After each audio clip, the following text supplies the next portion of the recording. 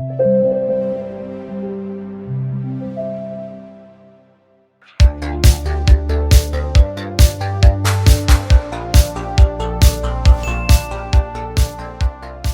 everyone, welcome to another episode of Open World. In this episode, we have a very special guest with us. We have Nadine Martin from PlayStation, and as always, my lovely co-hosts Lara and Meli. Welcome everyone. Hi. Hello, everyone. So, a Hello. little bit about our guest today. Nadine Martin has been a senior manager for test services at PlayStation Studios, and she has managed localization testing and functional testing functions. The teams that she handles are responsible for providing testing support to PlayStation Studios, including games such as Turismo, The Last of Us, Uncharted, Horizon, and God of War. That's amazing.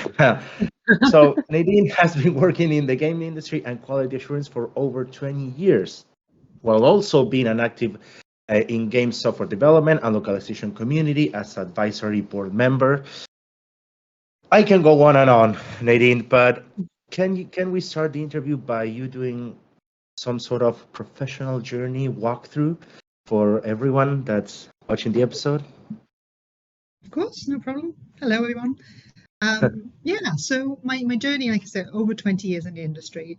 So I started as after studying business, after university, I was looking, for temporary jobs, and I started as a humble German localization tester in the UK shortly after the PS2 launch in the UK. I came from a non-gaming, non-technical background. I studied business. I didn't study the game-related topic, and really I found what I thought was a temporary job really suited my sort of interest in high quality and being that sort of eye for detail, have an eye for detail, and the industry suited me because it was very young, it was growing, there was always something new happening, always a new challenge. So I progressed in my career and fairly quickly because there were lots of opportunities. The team was growing. So I had various roles. I guess some of them sort of test lead role, supervisor, manager, and so on. And I think along that journey, one of the things that I really enjoyed in the industry, and maybe it's more of a UK-centric thing, that it wasn't really about the qualifications you had or the what you studied at university. It was really about how well you communicated, how well you collaborated with other people, how you got results done in an effective way, and that really helped me in my career. And ultimately, I moved from I guess more localization-centric roles into more managerial roles, and eventually I became senior manager, and that was for localization and functional testing, and these days it only covers functional testing. That's amazing. I mean, PlayStation 2 is dear to my whole heart. I have a tattoo of a joystick because I grew up with a PlayStation 2. Best So console that's ever. so cool. Yeah. Industry, yes. Yeah. I love it that we keep hearing this about like professional journeys, how they start somewhere sometimes like not conventional, or like where people think, it's the typical path. And we've been hearing it in different episodes. So I think it's a great message for everyone listening. Yeah. Like, everything you're doing, it will be part of, all you learn, like all the experiences, you learn something from it. And it can form you to be a professional you want to be in the field that you want, even if it's not the typical or conventional path. Yeah. And the importance in soft skills too, right? That's a Yeah. constant lately that we've been hearing from our guests, Be a good person, be a dedicated professional. Then also your technical knowledge and everything, right? But that's lovely to hear, Nadine. Yeah. I was wondering, how have things changed since when you started to do localization to nowadays? Like, because you went through like a lot from PlayStation 2 and nowadays with PS5, like, oh my God. Oh yes, yeah. I mean, it's a huge change in looking back, and I haven't done that for a long time actually. So thank you for asking that. Yeah, I mean, when I started, it was at Sony. It was French, Italian, German, Spanish only. Those are languages. Now it's probably about 20 languages as standard. Um, and at the time, it was very sort of sequential, right? So you had the Japanese game that got localized and then released in another region, or the English game or the American game that was released in one region and then translated and released in another region. And that made the testing that I was part of very sequential. There was a lot of time. I remember, for example, testing GT3, I think. And I think we had 3 weeks, something like 3 weeks, to actually test the game on one build, not like the whole game in 3 weeks and then you're done. It was like one build. Not to find Oh all my the bugs, God. record all the bugs. So it was a lot of time. Obviously, in hindsight, as a manager, very inefficient, right? But it was just very different because there wasn't that rush for simultaneous release. So things obviously changed. A much more globalized world we live in now, more languages. All the consumers want the content at the same time. So over time, obviously, localization testing time got squeezed. So things had to change in terms of how can we do testing smarter, right? My skills were not in actually games testing, they were in on the linguistic side. So at Sony, we focused over time on how to use our linguistic skills in a more smarter way, using more tools, using automation, tools even like project management tools or asset management tools, so that you can track what you've seen. Previously it was all in Excel, right? That doesn't work well when you're a global team or you're working with external partners. So a lot of the pipeline of localization and localization testing changed over time. Just to make things smarter, and the turnaround times have to be a lot faster, and that's where we are now, really. So it's I think the more recent changes that I've seen when I was still involved with things, there's much more emphasis on localization being involved much earlier in the game. So it's not only not just slotted in at the end, but a lot of the project planning or the project management happens at the early stages, so that there's more support and advice to the studios and the developers to make things faster and easier at the later stages, and to work more in a partnership, I guess. So, previously it was the sequential model really supported us and them kind of relationship in the industry, I guess. And now it's much more, we need each other. We're experts, let us help you. And yeah, it happens much more early, the discussions at the project planning and tool planning stage. And sorry, I love that you said work smarter, right? In that process over the years of working smarter, Yeah. Are there any, we don't want to break any NDAs, of course, but are there any good practices that you can recommend for a localization team or a testing team that that they work? Well, they are. We have presented publicly quite a lot about the proprietary tools we developed to help ourselves. So we have an asset management tool for the text and audio and video aspects of things, and that links into also we've talked about like automation tools that helps what's the word, sort of artificial intelligence in terms of have a character run through the game, an AI character can run through the game and trigger messages. So as a tester, you don't have to do that. You can just, fast forward through the footage and, do it in that way. And that's like the ultimate, like the ultimate cheat code. It's like, Yeah. It's things like that. Using AI so for multiplayer games, so that you have a bot, that populates the number of multiplayers you need, so to trigger messages and so on. So you don't need to rely on a lot of people power. So I think there is a lot of, I would recommend working really more closely with your engineering or development partners.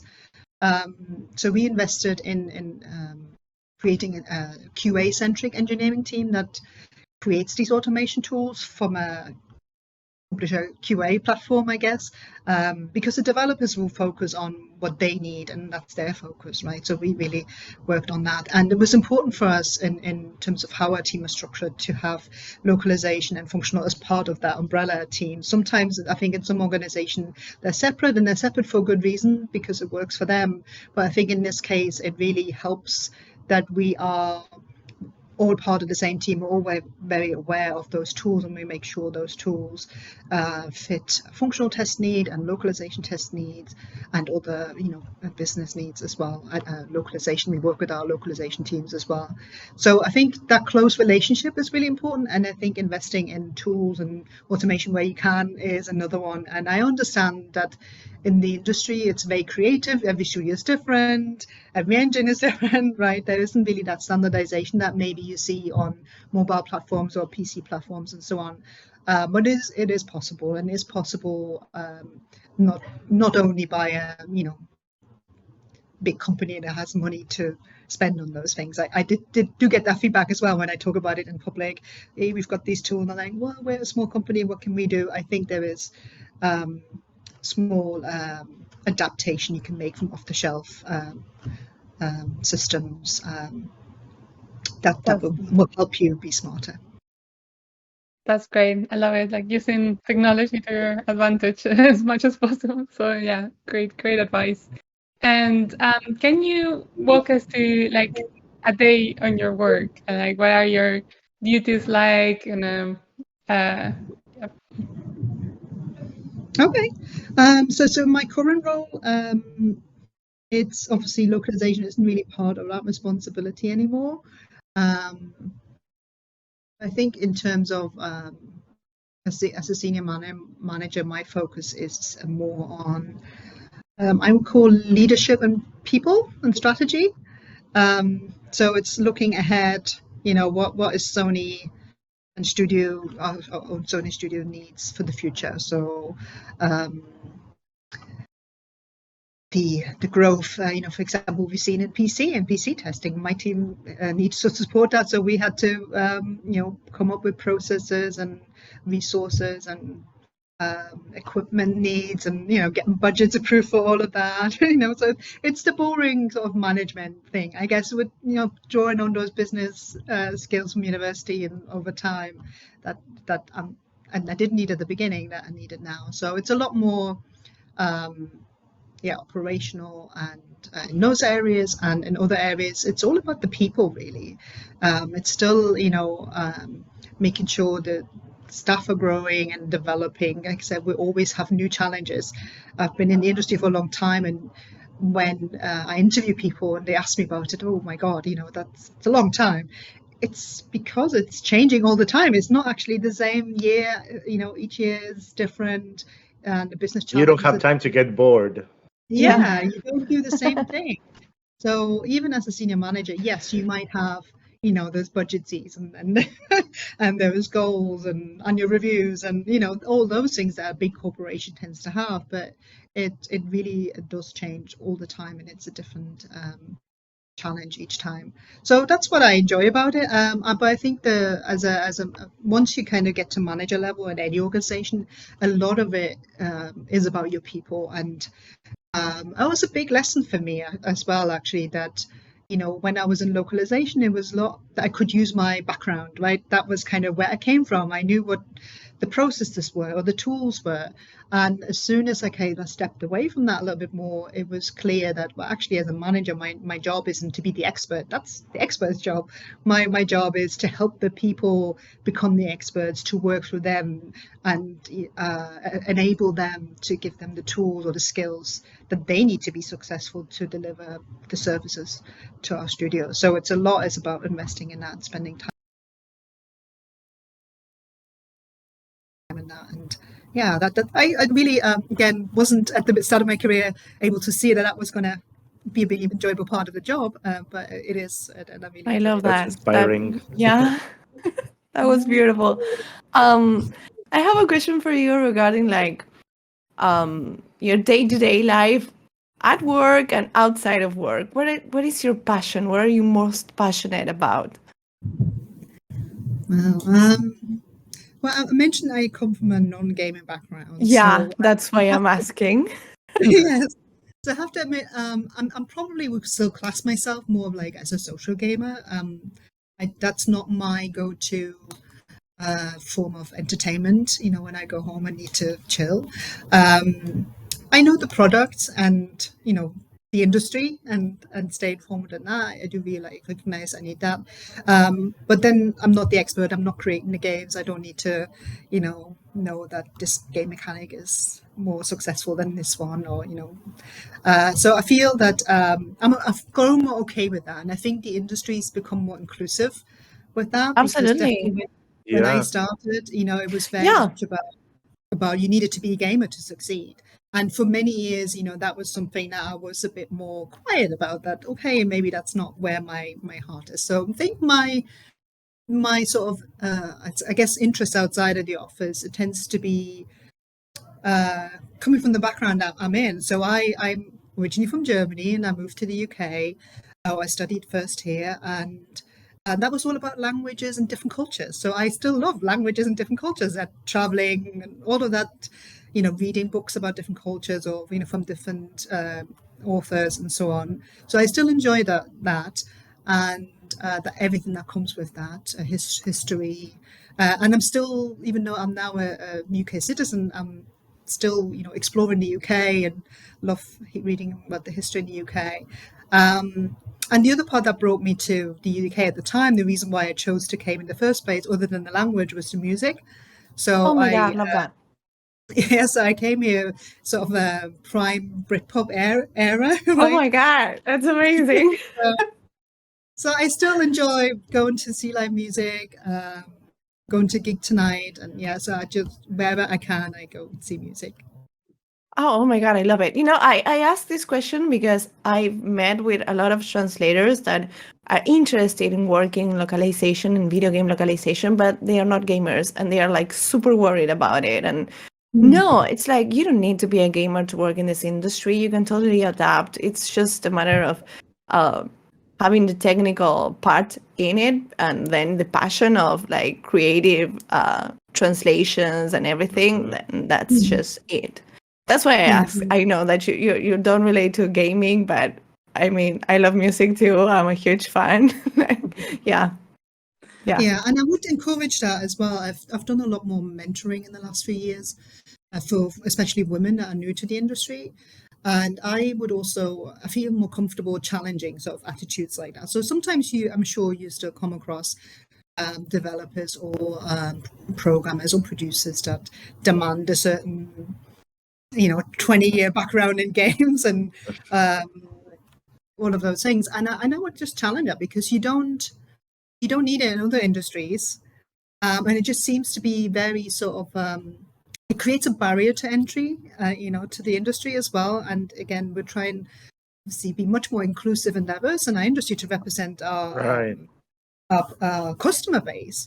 And I know that younger customer base grew up in games like you did, and that's changing now. But there definitely is an element here that's you know what you just include people by doing that. Where welcome in other viewpoints, other I love that. other experience. And I think actually a lot of women, are gamers. For example, maybe the translators that you speak to are gamers on mobile. They might, they can be they don't even realize it. Yeah, absolutely. All of this is resonating so much with me too, because I play some games. I'm not like such a hardcore gamer, so I always feel a bit of an outsider. But it's a great message to spread, I think, because you can be part of the industry even if you didn't grow up playing a lot of games and you're an expert about it. Absolutely. Yeah. Well, now I have another question, and it's about we've heard all these really impressive titles that you worked on, and we're a bit curious if you have any anecdotes or memories, something that happened during this project, something that that's a good you always question. remember. Yes. Oh wow. I do have just good memories about when I was a tester and on projects.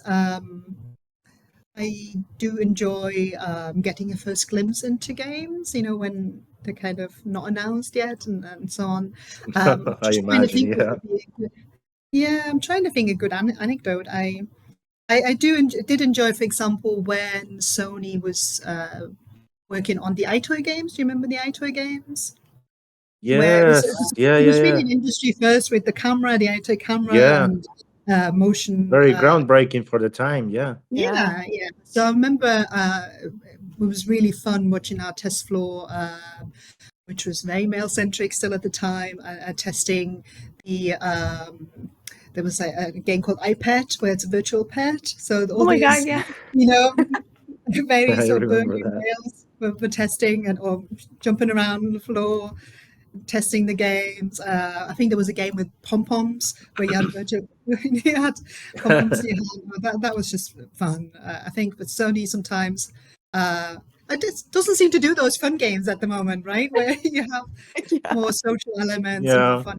So I did enjoy watching the test floor test the iToy games and the pet game and more the cute games. That maybe it was a good juxtapositioning with the mix of testers that we had at the time.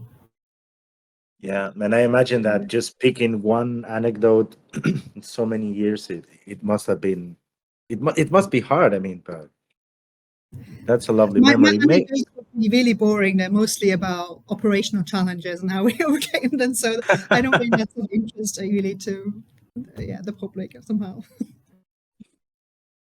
Yeah. So we're coming to a close. Can you share some advice for anyone that's interested in working in the industry, whether it's in localization, in testing, in the video game side, in the localization side?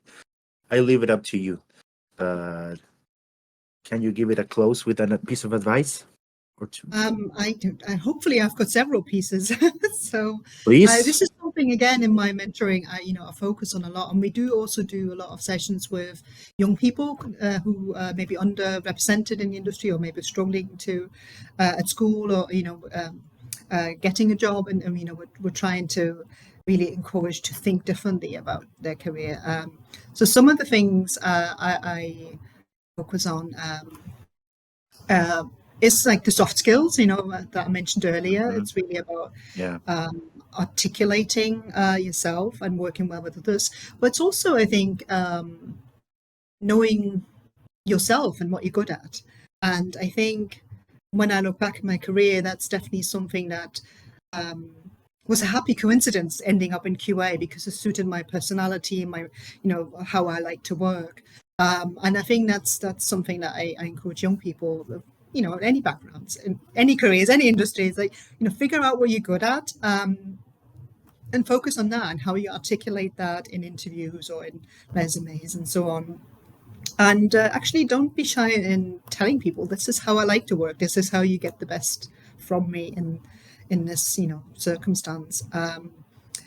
And to try different things. Most people, when they're young, don't know what they want to do, don't have this career, or even those people maybe are really focused, or I want to be, I don't know, level designer, and in 5 years' time. I think be open to opportunities. There's, like you said, there's many people who have very different paths into the industry in their career, and sometimes, be open to that. Try different things, and don't maybe decide too soon, because you actually very often figure out what you want and what you enjoy much later on. I think for women especially, one thing I did learn and I do pass on as well in my mentor sessions is to be mindful of the when the opportunities arrive, that you don't need to tick all the boxes, right? I did that early in my career. I would only apply to roles where I can do that. I'm ready. I've got experience in this. I've done that. I'm ready. I will apply and feel confident. And it's only later that with more experience and more confidence and encouragement that I realized, well, actually, I have transferable skills. I might not be able to do this, but I have ways to develop skills I have and be able to achieve it in a different way or in the future with a different support or experience. So it's confidence level sometimes as well to know, just go for it and think about what transferable skills you already have that will help you to get there for the next role. I love that. I love that. Yeah. I love Just it. like, Yes. applaud.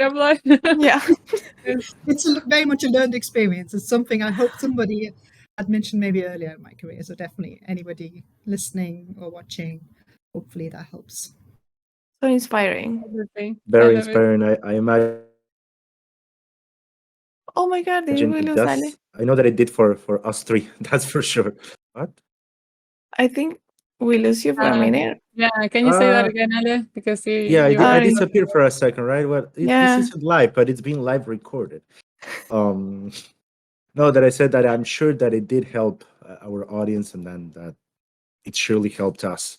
Yes. I can't think of a better way to wrap this up than with your words, Nadine. So I want to thank you for being here. I know that we've been trying to schedule this for quite a while, so I'm very happy that we finally did it. Thank you, Meli, Lali, for being here with me today, and for you on the other side of the screen, on your phone or in your computer, for sticking around. And we'll be seeing you next time. Don't forget to follow us on our social media, and see you next time. Bye, everyone. Thank you. Bye-bye. Thank you, Thank you. Nadine.